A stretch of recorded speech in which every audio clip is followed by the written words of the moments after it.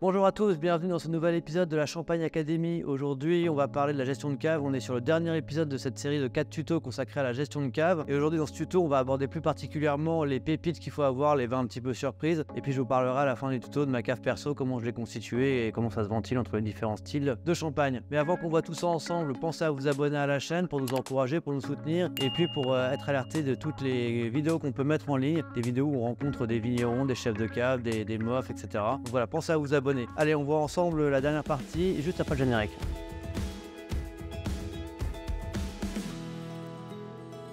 Donc on se retrouve pour cette dernière partie. Alors précédemment on a vu qu'il fallait mixer les styles de vin, identifier ce qu'on aime, mixer les styles, les millésimes, les tailles de bouteilles, etc.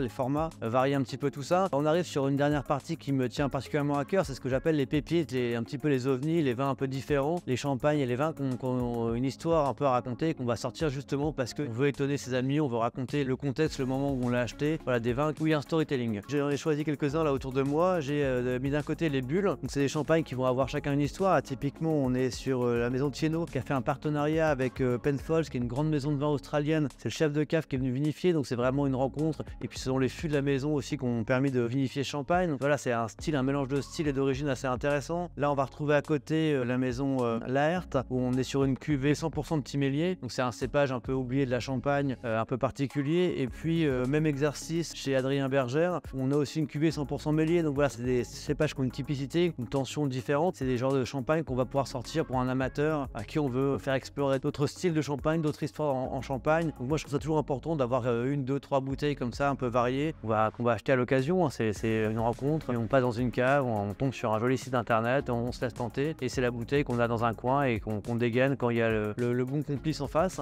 De l'autre côté, je vous ai sélectionné quelques coteaux champenois. Donc les coteaux, pareil, on en a déjà parlé, on a un tuto qui est consacré à ça. C'est des vins blancs faits avec des raisins champenois de l'appellation Champagne. Donc là, j'en ai choisi 3. On a typiquement un coteau blanc fait par David Léclapart. Donc ça va être quelque chose d'assez gourmand parce que c'est un élevage en fût. C'est assez intéressant. Puis les coteaux, c'est quelque chose de toute façon de pas très connu. Donc c'est toujours une curiosité et quelque chose qu'on aime bien un petit peu expliquer. On va retrouver ensuite un coteau de chez Bonnet-Ponson qui, au-delà d'être un coteau, ce qui est déjà une aventure, est vinifié en amphore. Donc il y a pareil, il y a toute une histoire. Et puis le dernier, c'est un coteau d'Ambonnet fait par la maison Charlette-Sig. Donc les maisons qui font du coteau sont quand même très rares. Donc c'est pareil, je trouve que c'était un joli clin d'œil d'avoir ce genre de bouteille. On aura d'autres choses qu'on peut croiser comme des vins élevés en amphore, des champagnes élevés en amphore. Là c'est un vin.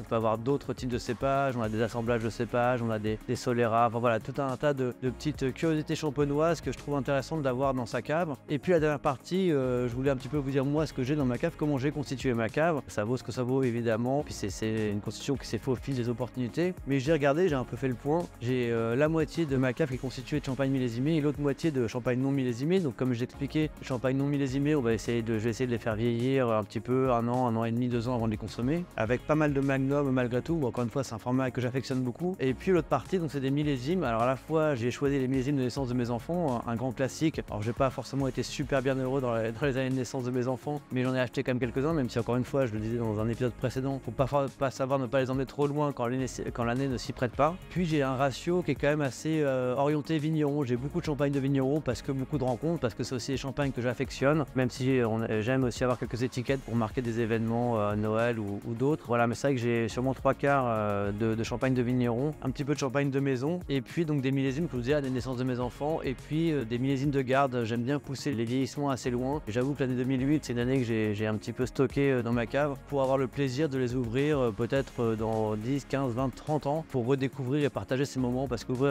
un vieux millésime, c'est toujours un moment dont on se souvient. Donc je trouvais ça important d'avoir ces bouteilles-là, et ces choses, c'est vraiment, on est sur du temps long, c'est des choses qui sont ici le plus tôt possible pour pouvoir les ouvrir au bon moment. Voilà, c'est la fin de cette 4e et dernière partie de ce tuto consacré à la gestion de cave. N'hésitez pas à nous poser des questions, donner votre avis dans les commentaires. N'oubliez pas de vous abonner, et puis on se retrouve sur la chaîne pour de nouveaux tutos. À bientôt!